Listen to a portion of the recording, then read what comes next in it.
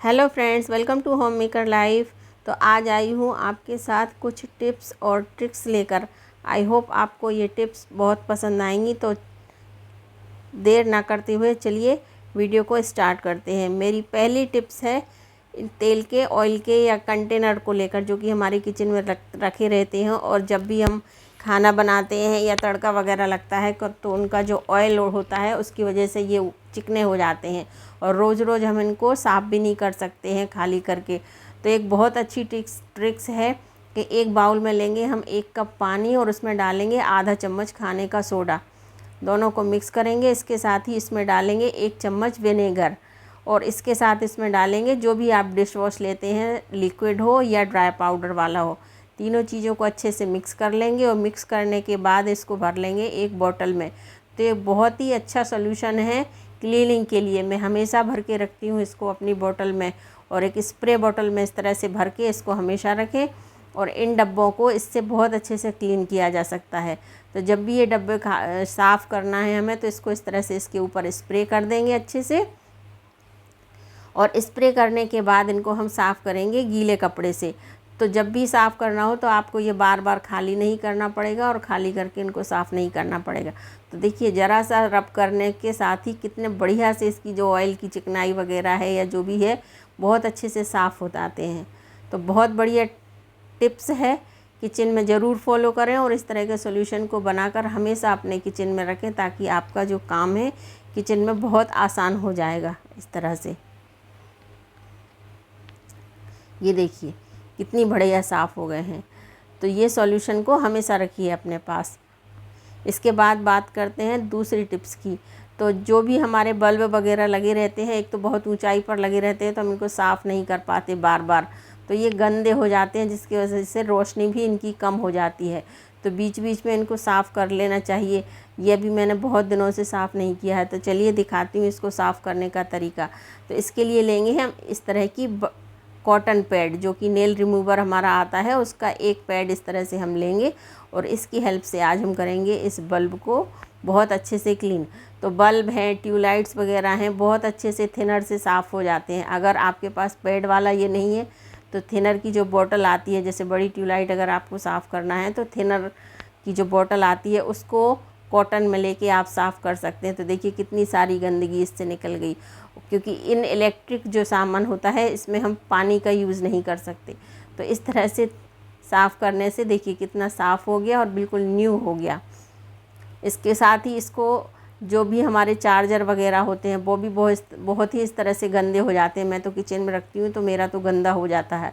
तो इस पैड की हेल्प से, नेल रिमूवर पैड से, इसको भी बहुत अच्छे से क्लीन कर सकते हैं, क्योंकि इसमें भी हम पानी वगैरह का या डिश वॉशर या किसी ऐसी चीज़ का यूज़ नहीं कर सकते। तो इस तरह के जो इलेक्ट्रॉनिक आइटम हैं नेल पेंट रिमूवर से बहुत अच्छे से क्लीन हो जाते हैं। ये देखिए ज़रा सा रब करने के बाद बिल्कुल बढ़िया से चमक गया। और इसी तरह इसकी डोरी को भी हम साफ़ कर लेते हैं इस तरह से। ये भी बहुत गंदी हो जाती है। ये देखिए कई ये चीज़ें ऐसी हैं जिनकी तरफ हमारा ध्यान ही नहीं जाता। इसके बाद इस तरह की फिंगर में जब हम रिंग पहनते हैं तो बहुत दिनों तक पहने रहते हैं और हमें याद ही नहीं रहता कि हमारी ये टाइट हो रही है, और उसको निकालना बहुत मुश्किल हो जाता है, तकलीफ़ भी बहुत होती है। तो इसके लिए या तो फिर हमें इसको कटवाना पड़ता है, तो उससे हमारा नुकसान भी होता है और हमें तकलीफ़ परेशानी भी होती है। तो इसको निकालने के लिए एक बहुत अच्छी ट्रिक्स है। इसके लिए हमें चाहिए धागा, कॉटन का धागा जो मशीन में हम यूज़ करते हैं, पतला वाला। तो बस थोड़ा सा ये ध्यान रखें कि धागा पतला हो और थोड़ा सा मजबूत हो। तो ये मैंने लिया है ये ब्लैक कलर का धागा आपको दिखाने के लिए, ताकि दिखे। तो इसको क्या करना है, इस धागे को हमें इस तरह से रिंग के अंदर डालना है। आप अगर ना बने तो किसी की हेल्प भी ले सकते हैं, लेकिन ये बहुत इजी है, बहुत आसानी से देखिए इस तरह से ये इस साइड से निकल आता है। ये देखिए तो एक छोर इसका इस तरफ हमें निकालना है, और जो दूसरा सिरा है उसको हमें क्या करना है, अपनी फिंगर पर जहाँ ये फंस रही है, जो हमारा उंगली का फूला भाग रहता है ना, वहीं जाके ये नॉट जो रहती है वहाँ फंसती है। तो अच्छे से वहाँ इस धागे को हमें लपेट लेना है, इस तरह से राउंड राउंड घुमाते हुए इस तरह से उसको लपेट लेना है। ये देखिए जितने फिंगर पर ये फंस रहा है इस तरह से राउंड राउंड करके हम इसको लपेट लेंगे, और बाकी जो एक्स्ट्रा धागा है उसको हम तोड़ देंगे।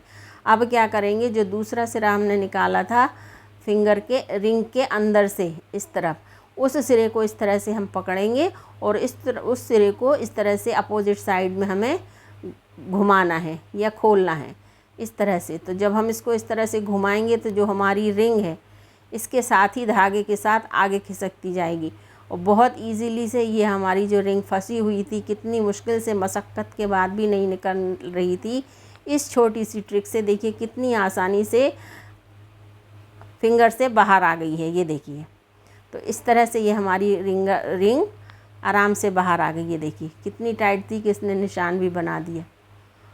तो ये बहुत अच्छी ट्रिक्स है। इसके अलावा जब हम नेल पेंट लगाते हैं तो नेल पेंट लगाने के साथ क्या होता है कि थोड़ी बहुत नेल पेंट हमारी फिंगर में या स्किन में लग जाती है आसपास, तो वो उसकी उतनी नीट नहीं दिखती और जब हम इसको निकालते हैं तो वो अच्छे से निकलती भी नहीं है और गंदी लगती है। तो इसके लिए एक बहुत अच्छी ट्रिक्स है कि इसके लिए लेंगे हम नारियल का तेल।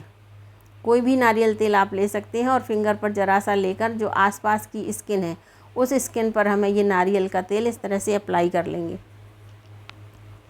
इस तरह से अप्लाई करने के बाद फिर हम अपने नाखूनों पर नेल पेंट लगाएंगे।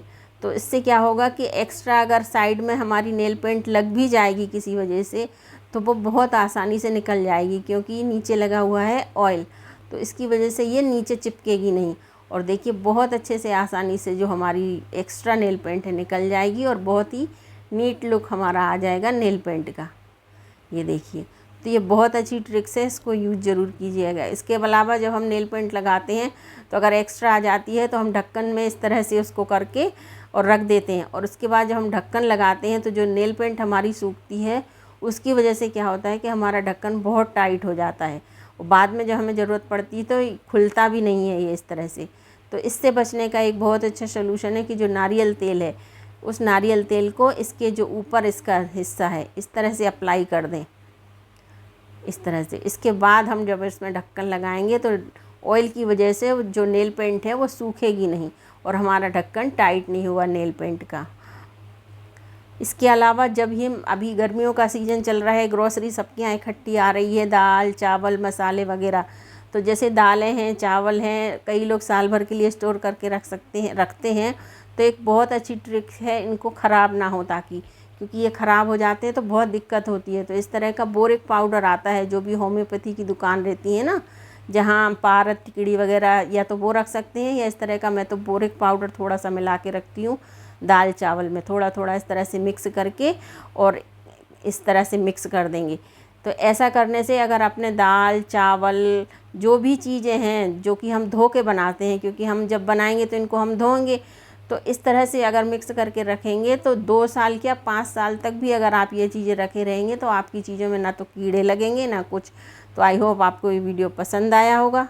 पसंद आया हो तो लाइक शेयर कमेंट ज़रूर कीजिएगा। मिलते हैं अगले किसी वीडियो में ऐसी ही इंटरेस्टिंग जानकारी के साथ। तब तक के लिए थैंक यू।